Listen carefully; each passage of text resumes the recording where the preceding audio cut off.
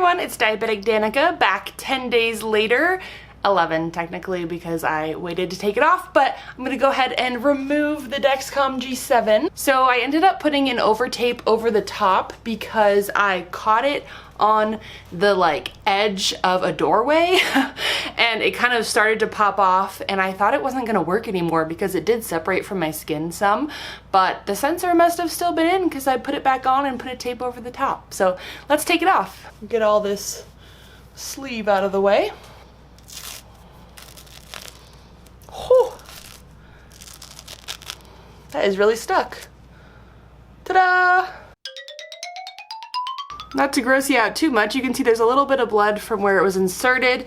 The sensor itself looks pretty short. Yeah. Alright, so I wore the Dexcom G7, and so I thought I'd just go over some thoughts about it. I really liked it. I loved how small it was, how close to the body, tiny, slim profile. The overtape did start kind of disintegrating a little bit, which was kind of weird.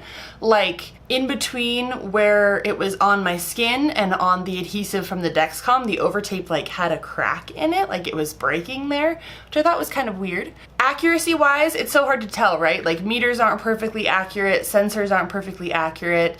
Sometimes my Dexcom G6 would be closer to my meter, sometimes my Dexcom G7 would be closer to my meter. Sometimes both sensors would be spot on with each other. Sometimes one sensor would be way different than the other. Sometimes one was changing and one wasn't. It was just hard to predict which one would be where. Sometimes I felt like the Dexcom G7 was ahead in catching a change. Sometimes I felt like the G6 was. So I don't know.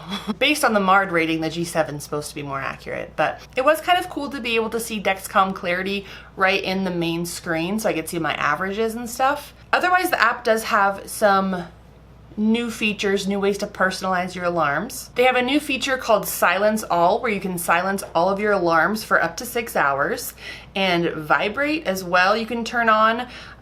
Urgent Low, where if the sensor fails, will still alert if you don't acknowledge the vibrate, but otherwise everything's vibrate for up to 6 hours. There's still the ability to set 2 different profiles for different alarms, day versus night, for instance. There's also the ability to set different alert profiles, so if you want different alarms, different times of day, or different days.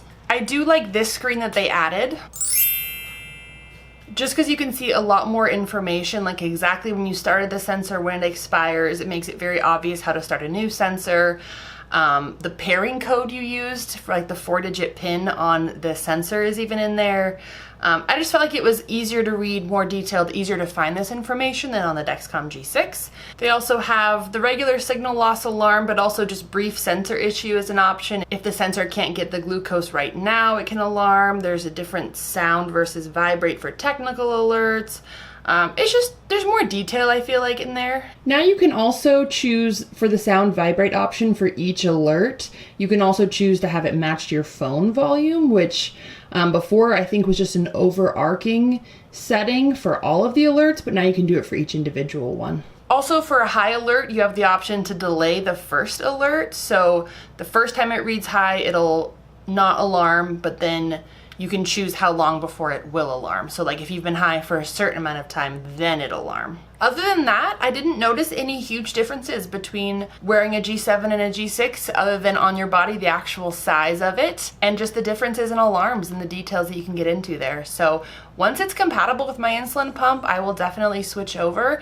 I see no reason to stay with the G6, except for right now, when it's the only one that links with my pump.